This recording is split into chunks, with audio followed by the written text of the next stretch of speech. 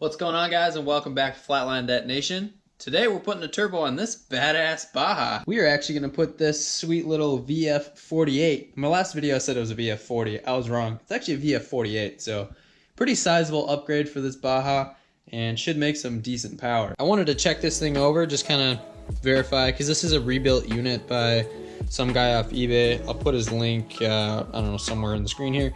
And I just wanted to check it over, but one thing I noticed right away is this wastegate arm is not opening, so probably a good thing I checked this out, because that would have caused the engine to overboost, and obviously really bad things would happen from that. But I'm gonna just try to break this thing free. It's a good thing I did go ahead and mess around with it, because that was on there pretty good. I had to actually take a screwdriver and jam it up in there and pry it out to get this wastegate arm to break free. It looks like he powder coated it with the wastegate arm on, and that's kind of what caused it to seal itself shut. I went ahead and I actually cleaned the surfaces of each side of this, because you need this to seal pretty decent.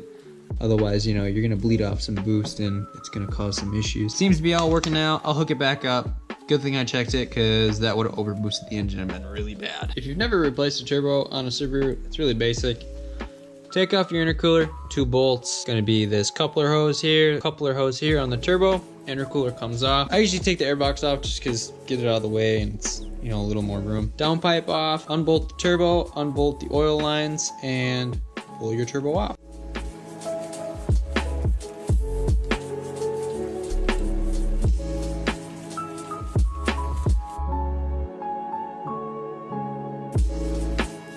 I got the downpipe off, and I just made sure I labeled all the hoses. Just, it's a good practice so you don't mix something up. I mean, I've done this 100 times. I can just throw all the bolts up there and I know where they go. But some things, you know, you don't mess around with. You just make sure you know exactly where they're going back. Just blocking off some of these lines so it doesn't leak fluid everywhere. And pretty close to being able to take the turbo off. The last couple pieces of the puzzle are this oil feed line that goes to the top of the turbo. You can unbolt it and kind of just bend it out of the way, but be careful, because if you bend it too much, obviously it's gonna crack.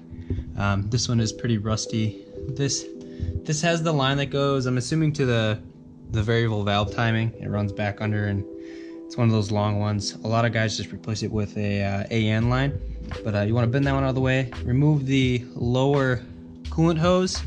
Make sure you take in, block that one. I just put a bolt in there, because if you don't, you drain all the coolant out of your system, and that's not fun. To get some more play out of this oil feed line, remove the banjo bolt out of there, and that'll give you some more play.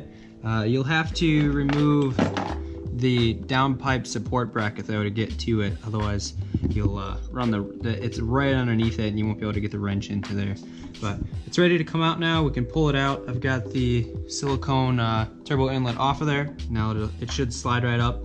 Don't forget the line that goes to the drain. It's usually just one hose clamp on there, or some kind of compression clamp, and then you'll be able to pull the turbo right off.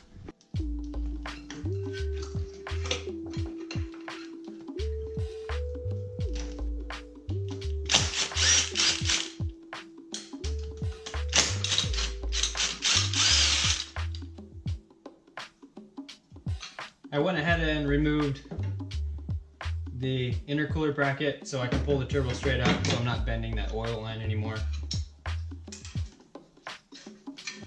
And there you have it, TD04. Side by side, you can see it's a pretty sizable upgrade.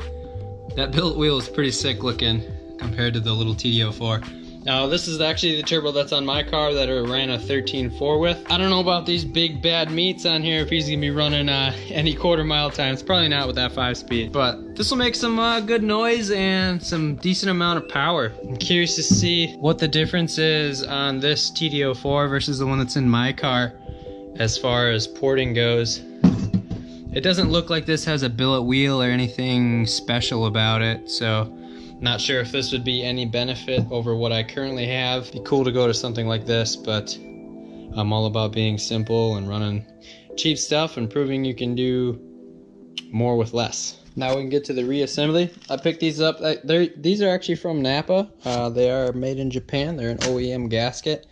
You don't always have to buy them from Subaru, and these are cheaper. Alright, this beast is back together. Went ahead and pulled the fuel pump fuse. I'm just gonna crank it over a little bit to get some oil back through that turbo. That should be enough oil going through there. We'll put the fuse back in. Fuel pump's priming. We'll give it a start.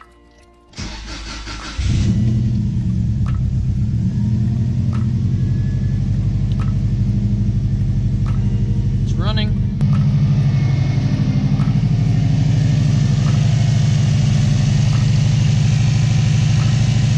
You always want to check for leaks while it's cold because you're not going to burn yourself. Make sure the oil feed line is good. I don't see anything pulling out of here or doing anything crazy, so successful turbo swap on this thing.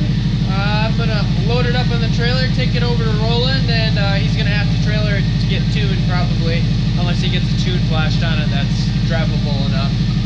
Obviously you don't want to drive it with such a big turbo upgrade on the car. It'll do some knocks and bad things will happen.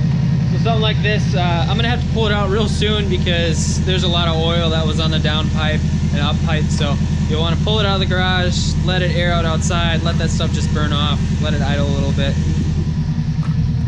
Hope you guys got a little something out of this video. Thanks for watching, and until next time, thanks.